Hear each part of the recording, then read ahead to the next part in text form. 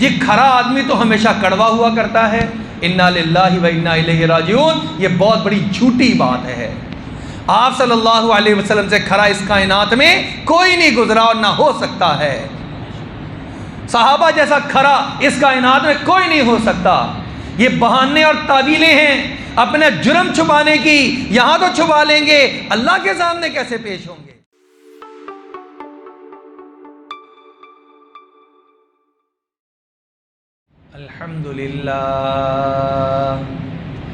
الحمد للہ نحمده ونستعینه ونستغفره ونؤمن به ونتوکل علیہ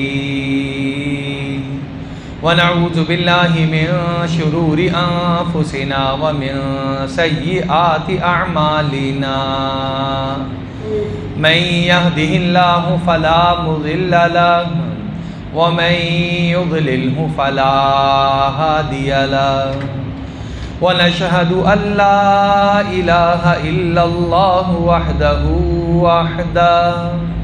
لا شريك له ونشهد أن سيدنا ومولانا محمدا عبده ورسوله قال الله سبحانه وتعالى في القرآن المجيد والفرقان الحميد أعوذ بالله من الشيطان الرجيم بسم الله الرحمن الرحيم وإنك لعلى خلق عظيم وقال الله سبحانه وتعالى في مقام آخر ولمن صبر وغفر إن ذلك لمن عزم الأمور وقال النبي صلى الله عليه وسلم في معنى الحديث لا يؤمن أحدكم حتى أكون أحب إليه من والده وولده والناس أجمعين أو كما قال عليه الصلاة والسلام صدق الله العظيم وصدق رسوله النبي الكريم ونحن على ذلك لمن الشاهدين والشاكرين والحمد للہ رب العالمین۔ میرے معزز سامعین کرام اور رفقاء کرام، حق سبحانہ و تعالیٰ کا بے پناہ کرم، فضل اور احسان ہے۔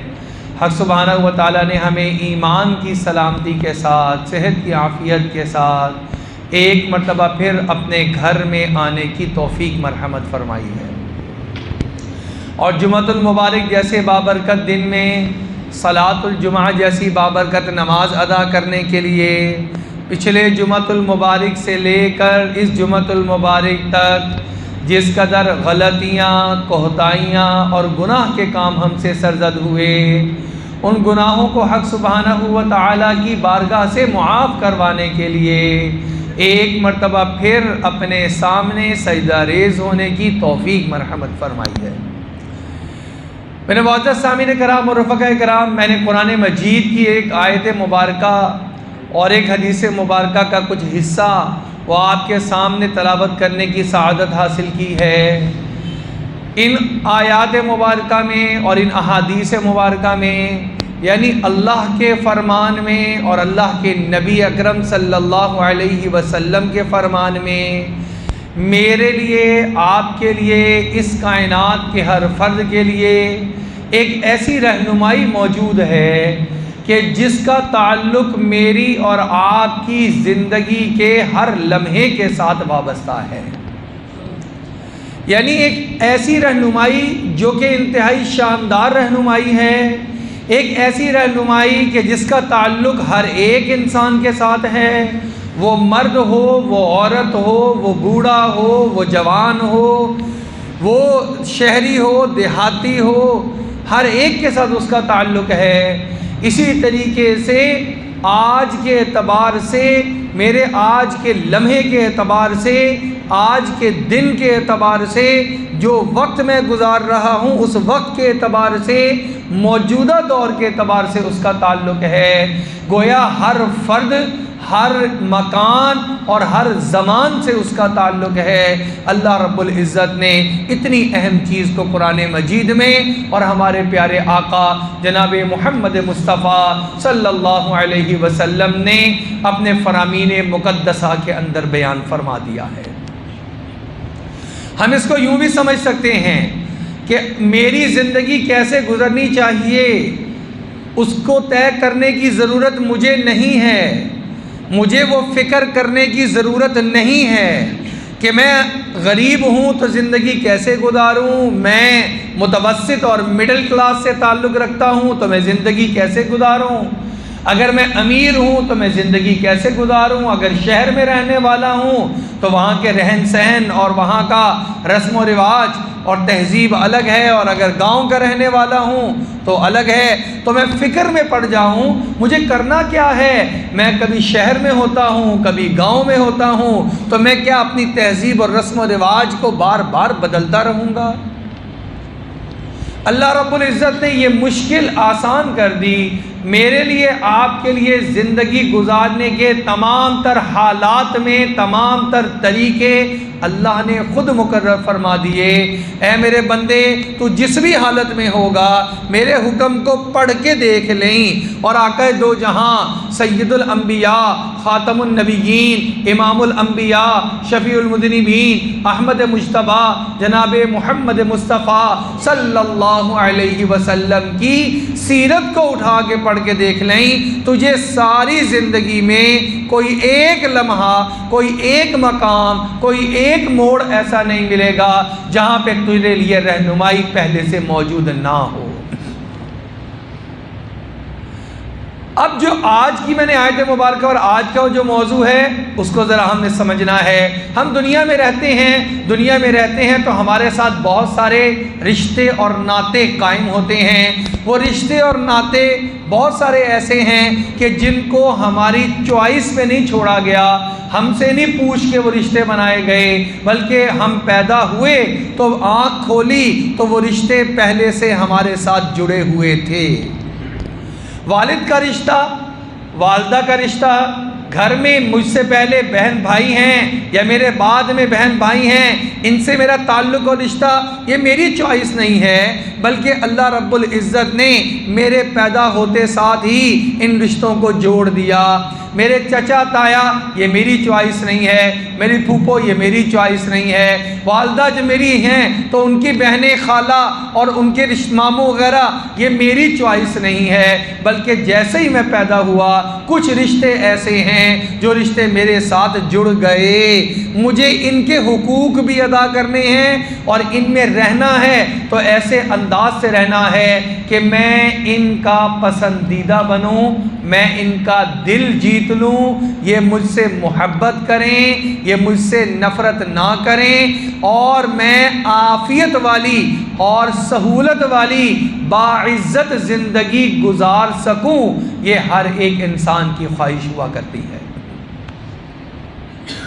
آپ اپنے گھر میں چھوٹے بچے سے پوچھ لیں جو ذرا سمجھدار ہو گیا ہے، 8 سال 9 سال کی عمر ہے، آپ ذرا اس کو ڈانٹ کر دیکھیں، بے عزت کر کے دیکھیں، اس کا موڈ آف ہو جائے گا۔ آپ اس کو عزت دے کے دیکھیں، اس کا موڈ اچھا ہو جائے گا۔ آپ اس کو بات بات پہ جھڑکیں، وہ تنگ ہونا شروع ہو جائے گا۔ آپ اس کو بالکل ہی چھوڑ دیں پوچھنا، وہ خراب ہو جائے گا۔ وہ یہ چاہتا ہے، اسے پوچھیں آپ چاہتے کیا ہو، وہ چاہتا ہے، وہ کہے گا میں یہ چاہتا ہوں میں اپنے گھر میں رہوں، سارے مجھ سے خوش رہیں، سب کے دل میری مٹھی میں ہوں، سب کے دل میں جیت چکا ہوں، اور کوئی بھی میرے سے ناراض نہ ہو، کوئی بھی مجھ سے خفا نہ ہو۔ اور آپ نے دیکھا جب انسان ذرا اور بڑا ہو جاتا ہے 14-15 سال کی عمر تک، پھر اس کے خیالات اور تبدیل ہو جاتے ہیں۔ آپ نے بھی ایسے ایسے نوجوان ٹین ایجر دیکھے ہوں گے، میں نے بھی دیکھے ہیں، جو یہ کہتے ہوئے ملتے ہیں کہ پتہ نہیں میری زندگی کا کوئی مقصد ہے بھی یا نہیں، میرے سے میرے گھر والے بھی تنگ ہیں اور خفا ہیں، ناراض ہیں، مجھ سے راضی نہیں ہیں، نہ والد نہ والدہ نہ بہن بھائی کوئی بھی مجھ سے راضی نہیں ہے، میں جس ادارے میں پڑھنے جاتا ہوں اسکول، وہاں پر کوئی ٹیچر مجھ سے خوش نہیں ہے، میرے کلاس فیلو وہ مجھ سے راضی نہیں ہے، میں ہوں کس کام کے لیے پتہ نہیں، میری زندگی کا کوئی مقصد بھی ہے یا میں بے مقصد زندگی کو بسر کر رہا ہوں۔ آپ نے بھی ایسے نوجوان دیکھے، میں نے بھی دیکھے ہوئے ہیں۔ یہ سوال کیوں پیدا ہوتا ہے؟ یہ کیا رویہ ہے، کیا عمل ہے جس کی کمی ہے، جس کی وجہ سے یہ یہاں تک نوبت پہنچتی ہے کہ انسان دوسرے کی نظروں میں ناپسندیدہ ہو جاتا ہے، اس سے لوگ اپنی بات کرنا پسند نہیں کرتے، اپنا دکھ درد اس سے ذکر کرنا پسند نہیں کرتے، اپنی خوشی اس سے ذکر کرنا پسند نہیں کرتے، ایوائڈ کرتے ہیں، بلکہ اگر کوئی بات چل رہی ہو اور وہ آ جائے تو وہ بات کا موضوع بدل دیتے ہیں، وہ وہاں سے بات کو گھما کر کسی اور طرف لے جاتے ہیں، یا پھر اشارے سے روک دیتے ہیں، بھائی بس خاموش، فلانا بندہ آ رہا ہے، اس کے سامنے یہ بات نہیں کرنی۔ کیوں نہیں کرنی؟ ان کے دل میں ایک ڈر ہوتا ہے، ایک خوف ہوتا ہے کہ میری بات اس کو پتہ چلے گی تو اس کو پتہ لگنا، اس کے علم میں آنا میرے لیے فائدہ مند ثابت نہیں ہوگا۔ ایسا انسان کب بن جاتا ہے؟ اور ایسا انسان کب بن جاتا ہے کہ جب کوئی سوچے یار مجھے یہ خوشی ملی ہے، سب سے پہلے میں فون کر کے فلاں آدمی کو بتاتا ہوں، یار مجھ پہ فلاں مسئلہ تکلیف آئی ہے، میں فلاں سے جا کے ڈسکس کرتا ہوں، یار وہ میرا بڑا ہمدرد ہے، میرا بڑا غم خوار ہے، بڑا مخلص ہے میرے سے، میں اس کے پاس جاتا ہوں، وقت نکالتا ہے، سواری پہ بیٹھتا ہے، دور اس کے گھر جاتا ہے، کہتا ہے میں تیرے سے خاص طور پہ ملنے کے لیے آیا ہوں، یار ایک مسئلہ ہے اس کے بارے میں تو مجھے مشورہ دے دے۔ یہ کب بنتا ہے؟ ایسا دل کیسے جیتا جاتا ہے کہ انسان اپنے راز کو بھی اس سے ذکر کرے؟ ایسا کب ہوا کرتا ہے؟ تو آج ہم اس موضوع کو انشاءاللہ سامنے رکھیں گے، اور اگر میں نے اور آپ نے اس پہ عمل کرنا شروع کر دیا تو ہم لوگ ان سب سے نکل جائیں گے جن سے لوگ ڈرتے ہیں، خوف کھاتے ہیں اور ان سے خطرہ محسوس کرتے ہیں، اور جن سے اپنی باتیں ڈسکس نہیں کرتے بلکہ اس میں شامل ہو جائیں گے جہاں لوگ اپنا دکھ اور درد لا کے سامنے رکھ دیتے ہیں اور ہم سے مشورہ مانگتے ہیں، ہم سے ہمدردی کے طلبگار ہوتے ہیں۔ وہ کیا چیز ہے؟ اللہ رب العزت نے اس کو قرآن مجید میں آپ صلی اللہ علیہ وسلم کی بہت بڑی صفت کے طور پہ بیان فرمایا ہے، اس لیے کہ آپ صلی اللہ علیہ وسلم ایسے ہیں، ہر کوئی آ کے آپ صلی اللہ علیہ وسلم سے، ہمارے پیارے نبی سے جن کی ہم سیرت کے ماننے والے ہیں، جن سے ہم محبت کرنے والے ہیں، جن کی اطاعت اور تابع داری کرنا ہمارے لیے ذریعہ نجات ہے، وہ کیسے تھے کہ ان سے دشمن بھی آ کر مشورہ کیا کرتے تھے، اور دشمنوں سے جب پوچھا جاتا بھائی یہ صادق ہیں، سچے ہیں، یہ امانت دار ہیں، تو وہ کہتے ہاں، اور ہمارے ہزار اختلاف ہوں گے، دین کے اعتبار سے اختلاف ہوں گے، لیکن ہم اس بات کی گواہی دیتے ہیں کہ محمد الرسول اللہ صلی اللہ علیہ وسلم صادق بھی ہیں، سچے بھی ہیں، کبھی جھوٹ نہیں بولا، امین بھی ہیں، امانت دار بھی ہیں، کبھی امانت میں خیانت نہیں کی ہے۔ تو یہ میرے اور آپ کے اندر صفت آئے، کیسے آئے گی؟ وہ چیز کیا ہے؟ وہ آپ صلی اللہ علیہ وسلم کے بارے میں فرمایا وَإِنَّكَ لَعَلَىٰ خُلُقٍ عَظِيمٍ، اے نبی اکرم صلی اللہ علیہ وسلم آپ کو ہم نے ایک خاص صفت عنایت فرمائی ہے، اور وہ کون سی صفت ہے؟ وہ ہے حسن اخلاق کی صفت۔ اخلاق ہر انسان کے اندر ہیں، اخلاق ہر ایک انسان کے اندر ہیں، وہ اخلاق اچھے بھی ہو سکتے ہیں جن کو حسن اخلاق کہا جاتا ہے، اور برے بھی ہو سکتے ہیں جن کو سوء اخلاق کہا جاتا ہے۔ لہذا ہر ایک، کوئی بندہ ایسا نہیں ہے جو اخلاق کے بغیر زندگی گزارتا ہو، اس لیے کہ اخلاق کس کو کہتے ہیں؟ آپس میں رہن سہن کے رویے کو اور برتاؤ کو اخلاق کہا جاتا ہے۔ آپ صلی اللہ علیہ وسلم کے بارے میں فرمایا آپ تو اعلیٰ ترین خلق عظیم اخلاق کے اعلیٰ ترین درجے پر ہیں۔ آپ صلی اللہ علیہ وسلم کائنات میں سب سے زیادہ با اخلاق ہیں، اسی لیے کائنات میں سب سے زیادہ معزز اور محترم سمجھے جاتے ہیں۔ صرف مسلمانوں میں نہیں بلکہ کفار بھی محترام کرتے ہیں، اور ان کو بھی پتہ ہے کہ یہ وہ ہیں جن کا اخلاق بہت اعلیٰ ہے، جن کا اخلاق بہت اعلیٰ ہے۔ اب دیکھیں ہم کہ آپ صلی اللہ علیہ وسلم نے ایک حدیث مبارکہ میں ارشاد فرمایا تم میں سے معاشرے میں انسان رہتے ہیں، کئی طرح کے معاشرے میں لوگ ہوتے ہیں، فرمایا تم میں سے قیامت والے دن، ہم پہلے اہمیت بیان کر لیں کہ حسن اخلاق کی اہمیت کیا ہے، اس کے بعد ہم یہ سمجھیں گے کہ حسن اخلاق میں بہت ساری چیزیں ہیں، لیکن 3 چیزیں ایسی ہیں اگر ہم وہ اپنی زندگیوں میں لے آئیں تو ہمارے اخلاق اچھے شمار ہونا شروع ہو جائیں گے۔ آپ صلی اللہ علیہ وسلم نے ارشاد فرمایا کہ قیامت والے دن میرے قریب، سب سے زیادہ میرے قریب کس کو جگہ ملے گی؟ وہ جن لوگوں کو ملے گی ان میں سے ایک وہ ہوگا کہ جس کے اخلاق سب سے اعلیٰ ہوں گے، جس کے اخلاق بہت اعلیٰ ہیں، قیامت والے دن وہ میرے بہت زیادہ قریب ہوگا۔ اور آپ یہ دیکھیں اللہ کے قرب کو حاصل کرنے کے بہت سارے ذرائع ہیں۔ انسان نماز ادا کرتا ہے اللہ کا قرب حاصل ہو جاتا ہے، انسان روزہ رکھتا ہے اللہ کے قریب ہو جاتا ہے، اللہ کا پسندیدہ بنتا ہے، اللہ کا محبوب بنتا ہے، قریب ہو جاتا ہے۔ انسان زکوٰۃ ادا کرتا ہے، صدقہ و خیرات کرتا ہے، اللہ کے قریب ہو جاتا ہے، اللہ کا قرب حاصل ہو جاتا ہے۔ انسان کوئی بھی نیک عمل کرتا ہے اللہ کے قریب ہو جاتا ہے، لیکن فرمایا کہ اللہ جل شانہ کے قریب ہونے کے لیے یہ جو نماز اور اس کے نوافل ہیں یا روزہ اور نفلی روزہ ہے یہ بڑا مشکل کام ہے، اس لیے کہ میرے اور آپ میں سے کتنے ایسے لوگ ہیں جو فرض پڑھتے ہوں، پھر واجبات ادا کرتے ہوں، پھر سنتیں پڑھتے ہوں، اور پھر نوافل کی بھی کثرت کرتے ہوں۔ جو آدمی روزانہ وقت نکالے اور 20 رکعتیں نوافل کے پڑھنے شروع کرے تو یہ بڑی ہمت کی بات ہے۔ کتنے لوگ ہیں اس ٹائم میں جو کہ نوافل فرائض بھی پورے کریں، سنتیں ادا کریں، واجبات ادا کریں، اور اپنی لیے روزانہ کی بنیاد پہ کم از کم 20 رکعت نوافل بھی پڑھ لیں، اور کتنے ایسے ہیں جو کہ 30 رکعت پڑھتے ہوں، اور 50 رکعتیں پڑھنے والے کتنے ہیں۔ اسی طریقے سے یہ مشکل کام ہے، وقت نکالنا پڑتا ہے۔ اللہ کے بہت نیک لوگ جو بہت زیادہ وقت نکالتے ہیں وہ یہ نیک کام کر سکتے ہیں۔ اور روزہ رکھنا، ہم تو رمضان المبارک کے روزے رکھتے ہیں تو گن رہے ہوتے ہیں آخر میں، بھائی اب تو الحمدللہ آدھے ہو گئے، آدھے رہ گئے، اب تو الٹی گنتی شروع، اچھا بھائی اب کیا ہے، 13 رہ گئے، اب 10 رہ گئے، اب 5 رہ گئے، اب 3 رہ گئے۔ اور جس دن چاند نظر آنے کی امید ہوتی ہے اس دن تو ایسے لگتا ہے آج چاند نظر آ ہی جائے اور روزے مکمل ہو جائیں۔ 29 روزے رکھ چکے ہیں، اب تو تھکاوٹ ہے، اب تو صبح عید ہو جائے۔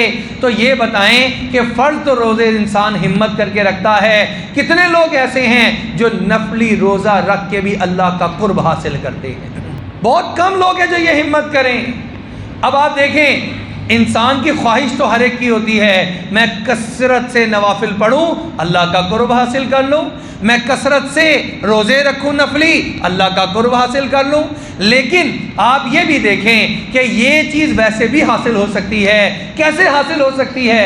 آقا دو جہاں صلی اللہ علیہ وسلم نے ارشاد فرمایا جس کا اخلاق اچھا ہے وہ ثواب اور اجر اور درجے کے اعتبار سے ان لوگوں کے ساتھ جا کے مل جاتا ہے جو دن بھر روزہ رکھ کر اللہ کا قرب حاصل کرنے والے ہیں اور رات بھر نوافل پڑھ کے اللہ کے سامنے کھڑے ہو کے عبادت کرنے والے ہیں۔ یعنی میں اور آپ اگر اتنی ہمت نہیں رکھتے کہ روزانہ روزہ رکھیں اور روزانہ رات کو کھڑے ہو کے نوافل پڑھیں تو کیا ہمارے لیے نیکیوں کا کوئی راستہ ہے؟ جی ہاں ہے۔ وہ کیا ہے؟ اچھے اخلاق اپنی زندگی میں پیوست کر لیں، میرا اچھا اخلاق ہوگا تو یہ اچھا اخلاق مجھے دن بھر روزہ رکھنے والوں کے ساتھ ملا دے گا، رات بھر عبادت کر کے اللہ کو راضی کرنے والوں جیسا اجر دلوا دے گا۔ ایک اور حدیث مبارکہ کو اس کے ساتھ ملائیں، یہ کیسی اہم چیز ہے حسن اخلاق۔ عام طور پہ ہم اس کو سمجھتے ہی کچھ نہیں ہیں۔ ہم کہتے ہیں بھلا حسن اخلاق بھی کوئی چیز ہوتی ہے؟ بھائی کوئی تیز مزاج کا ہے، کوئی ٹھنڈے مزاج کا ہے، ہم تو اس کو مزاج سمجھتے ہیں۔ انا للہ و انا الیہ راجعون۔ تمہیں اس بات کا اختیار کس نے دیا ہے کہ تم جب زندگی گزارو تو اپنے مزاج کو سامنے رکھتے ہوئے فیصلے کرو؟ اگر آج تک میں گرم مزاج کا رہا تو یہ میری غلطی رہی۔ قیامت والے دن جاؤں گا تو اللہ پوچھیں گے تو نے غصے کے اوپر کنٹرول کیوں نہیں کیا تھا؟ سامنے کھڑا ہو، میں نے تو حکم دیا تھا کہ غصہ نہیں کرنا، میرے پیارے محبوب نے آ کے بتایا تھا غصہ نہیں کرنا، تیری پھر بھی یہ مجال اور جرت کہ تو غصہ کرتا تھا بات بات پر۔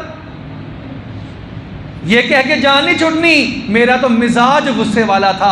آج ہم کسی آدمی سے ملنا چھوڑ دیتے ہیں، آج ہم کہتے ہیں کوئی بات نہیں، ایک آدمی دو اکٹھے فیکٹری میں کام کر رہے ہیں، دفتر میں کام کر رہے ہیں، گھر میں اکٹھے ہیں دو بھائی، ایک محلے میں رہتے ہیں، ایک آدمی بڑا ہی جو ہے وہ غلط گفتگو کرنے والا ہے، ذرا تھوڑی سی اونچ نیچ ہو جائے تو وہ اس طرح گالیاں بکنا شروع کر دیتا ہے، غصے ہوتا ہے، ڈانٹتا ہے، غصہ نکالتا ہے، ہائپر ہو جاتا ہے۔ دوسرا آدمی دبک جاتا ہے، ڈر جاتا ہے اور کہتا ہے اس سے میں کیا بحث کروں، یہ سمجھتا ہے کہ شاید میرا مزاج گرم ہے اور اس کا مزاج ٹھنڈا ہے۔ لوگ بھی دوسرے کو سمجھاتے ہیں کوئی بات نہیں یار، اس کا مزاج ہی ایسا ہے، چھوڑ دے، معاف کر دے۔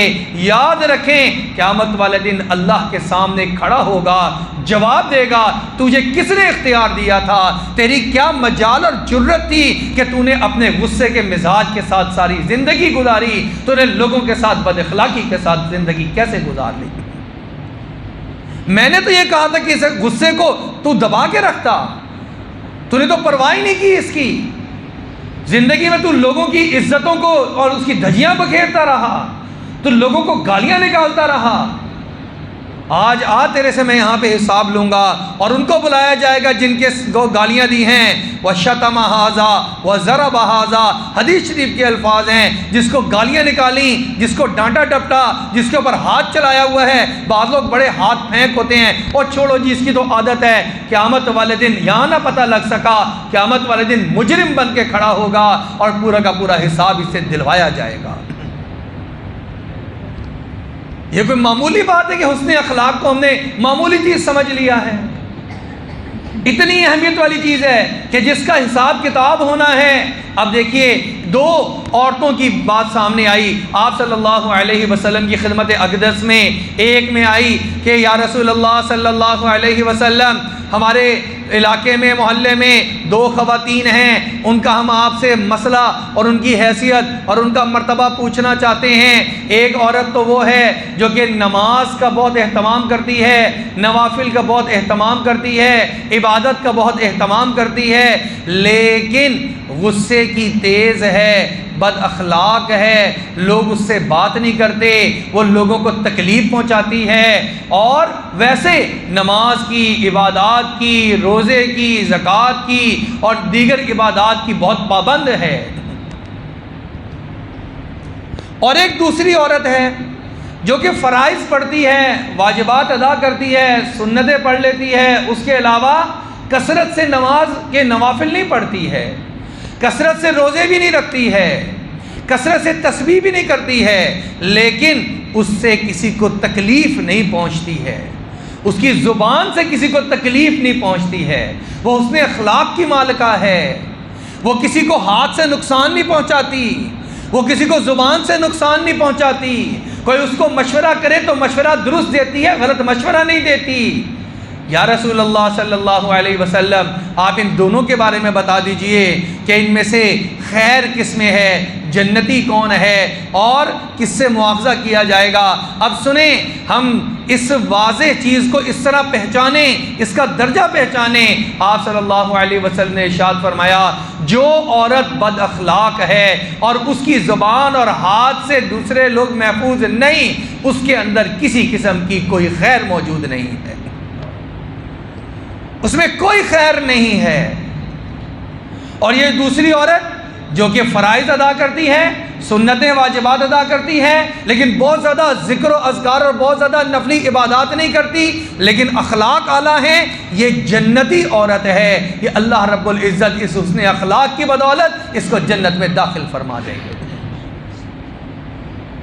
اب میں اور آپ سمجھیں کہ میں نے اپنی زندگی اور اپنے اوپر دیکھیں، ہمارا ایک بہت بڑا مسئلہ یہ ہے، جیسے ہی ہم کوئی دینی رہنمائی دیکھتے ہیں، ہم جیسے کوئی دینی بات سمجھتے ہیں، ہم اپنے اوپر فٹ کرنے کی بجائے، اپنا محاسبہ کرنے کی بجائے فوراً سوچنے لگتے ہیں بھلا بتاؤ کس کے اوپر فٹ ہوگی؟ اچھا بھائی، ہاں میرے بھائی پہ فٹ ہو گئی، اچھا وہ محلے دار، چلو اس پہ بھی فٹ ہو گئی۔ ہم دوسروں پہ فٹ کرتے رہتے ہیں اور اپنے اوپر نہیں دیکھتے، اس لیے کبھی ساری زندگی ہماری اپنی درستگی اور ہماری اپنی اصلاح نہیں ہوتی۔ جب شکوہ سنا آپ نے یہی سنا ہوگا، یار فلاں جو ہے وہ بڑا غصے والا ہے، کبھی آج تک کسی نے اپنی برائی کسی کے سامنے بیان نہیں کی ہوگی۔ اپنے لیے تو تعویلات اور بہانے ڈھونڈتے ہیں، یہ کھرا آدمی تو ہمیشہ کڑوا ہوا کرتا ہے۔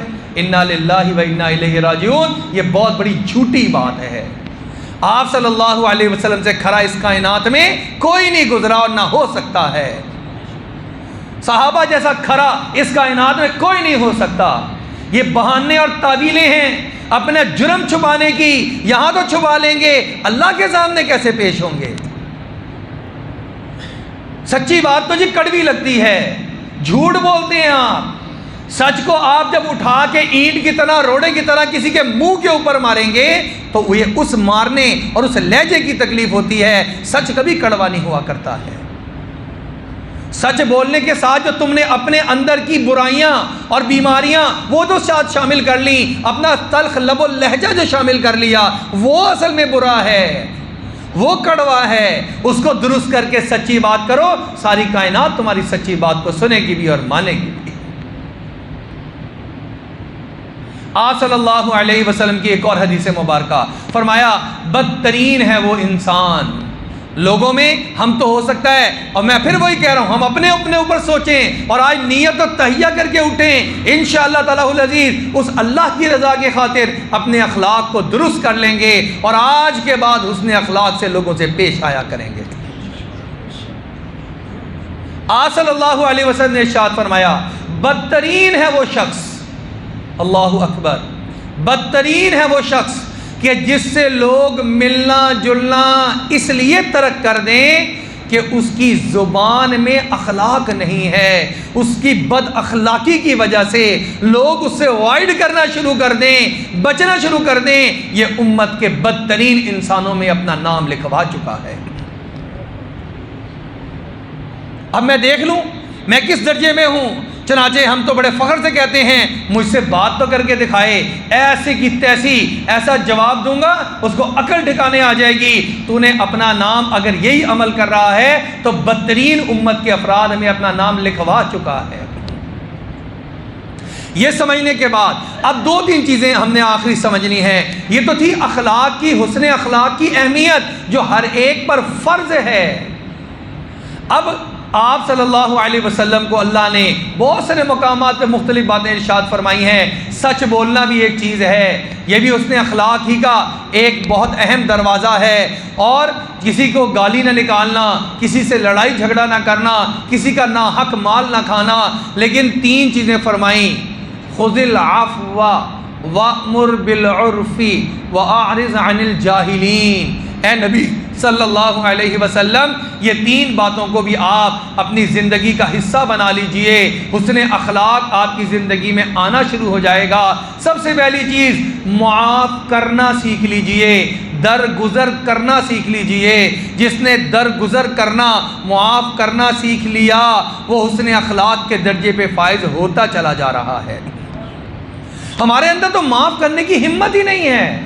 ہمارے سے تو کوئی موٹر سائیکل آگے نکال لے تو ہمیں اس کی تکلیف شروع ہو جاتی ہے، مجھ سے آگے نکل گیا، یہ کیسے ہو سکتا ہے؟ ہمیں تو اتنی برداشت نہیں ہے، ہم سے پہلے لائن میں کوئی آگے آ گیا، یہ کیسے ہو سکتا ہے؟ اچھا ہم سے کوئی آ کے ٹکرا گیا، اب بھلا معافی دینے کی کوئی گنجائش باقی ہے؟ اور وہ معافی بھی مانگ رہا ہے، یار مجھ سے غلطی ہو گئی، مجھے معاف کر دیجئے۔ بدترین انسان وہ ہے جس سے معافی مانگی جائے اور وہ اس کے باوجود معاف نہ کرے۔ اس طرح کے لوگ ہوا کرتے ہیں جو بن مانگے معافی دے دیا کرتے ہیں، کوئی بات نہیں یار، تو میرا بھائی ہے، تو میرا پڑوسی ہے، تجھ سے میرا معاملہ بھی ہوا، تو نے میرے ساتھ زیادتی کی، لیکن جا میں نے اللہ کی رضا کے لیے تجھے معاف کر دیا۔ ادھر یہ معاف کر رہا ہے، ادھر اللہ کا محبوب ترین انسان بن چکا ہے۔ لیکن دوسرا یہ درجہ ہے کہ معافی مانگے تو معافی دے دے، بھائی وہ مجھ سے معافی مانگ لے، میں معافی دے دوں گا، یہ بھی ایک اچھا اخلاق کی علامت ہے۔ لیکن بدترین اخلاق یہ ہے، ایک آدمی معافی مانگ رہا ہے اور یہ معافی نہیں دے رہا، کہتا ہے نہیں دینی تجھے معافی، میں نے تیرے سے بدلہ لوں گا، اور دیکھ تو میرے اب جب تو میرے جو ہے وہ نیچے آئے گا پتہ لگے گا تجھے، پھر دیکھیں۔ یہ تو بدترین انسان ہے جس سے معافی مانگی جا رہی ہے اور معاف نہیں کر رہا۔ اس لیے پہلی چیز اپنی زندگیوں میں معاف کرنے کی عادت ڈالیں، اپنی اولاد کو، اپنے رشتہ داروں کو، بہن بھائیوں کو، اعزاء و اقارب کو، راہ چلتے کو، پڑوسی کو غلطی ہو جائے درگزر کریں، اے اللہ میں یہاں پہ درگزر کر رہا ہوں، تو میرے ساتھ بھی درگزر کا معاملہ فرما دیں، تو مجھے بھی معاف فرما دیں، یہ نیت کریں۔ دوسری چیز فرمائی وَأْمُرْ بِالْعُرْفِ، ہمیشہ اچھی بات کرنے والا حسن اخلاق کا مالک بن جاتا ہے، کبھی بھی غلط مشورہ نہیں دیتا، کبھی بھی ٹیڑھی بات نہیں کرتا، کبھی بھی ایک کی بات دوسرے کے سامنے غیبت نہیں کرتا، کبھی ادھر کی بات ادھر لگا کے چغلی نہیں کھاتا، کبھی آپس میں لڑائی کرنے کی کوشش نہیں کرتا، ہمیشہ جوڑ کی بات کرتا ہے، ہمیشہ خیر کی بات کرتا ہے، بڑے بڑے بوجھ کو کہتا ہے کوئی بات نہیں یار تو بھی چھوڑ اور تو بھی چھوڑ، اور ہاتھ ملاؤ اور گلے ملو۔ یہ وَأْمُرْ بِالْعُرْفِ جو اچھی باتوں کا بتانے والا ہے، یہ حسن اخلاق کے درجے پہ فائز ہو چکا ہے۔ اور تیسری چیز وَأَعْرِضْ عَنِ الْجَاهِلِينَ، راستے میں اور زندگی کے سفر میں کچھ ایسے جاہل لوگ مل جاتے ہیں کہ جو کہ آپ کی ہر بات کی مخالفت کرتے ہیں، ہر بات میں روڑے اٹکاتے ہیں، ہر بات میں ضد کرتے ہیں، آپ کی عزت پہ حملے کرتے ہیں، آپ کے مال کو نقصان پہنچانے کی کوشش کرتے ہیں۔ تو جو ایسے جاہل ہوں ان کے بارے میں قرآن کہتا ہے وَأَعْرِضْ عَنِ الْجَاهِلِينَ، ان سے آپ اعراض کر لیجئے، ان سے گفتگو کرنا چھوڑ دیجئے، ان کو منہ لگانا چھوڑ دیجئے، ان کو اہمیت دینا چھوڑ دیجئے، بجائے اسی ساری زندگی اپنے آپ کو اس لڑائی میں رکھے کہ میں نے مقابلہ کرنا ہے، چھوڑ دیجئے۔ وَأَعْرِضْ عَنِ الْجَاهِلِينَ، قرآن نے دوسری جگہ پہ فرمایا وَإِذَا خَاطَبَهُمُ الْجَاهِلُونَ قَالُوا سَلَامًا، جب اللہ کے نیک بندے وہ ہیں جب جاہلوں سے واسطہ پڑ جائے تو بحث میں نہیں پڑتے، لڑائی میں نہیں پڑتے، ضد میں نہیں پڑتے، بلکہ کہتے ہیں السلام علیکم، تمہارا اپنا راستہ ہمارا اپنا راستہ۔ اللہ جل شانہ سے دعا ہے اللہ ہمیں لوگوں کے دلوں کو جیتنے کا یہ گر سیکھنے کی توفیق عطا فرما دے، ہمیں اس نے اخلاق کے ساتھ زندگی بسر کرنے کی توفیق عطا فرما دے۔ وآخر دعوانا ان الحمد للہ رب العالمین۔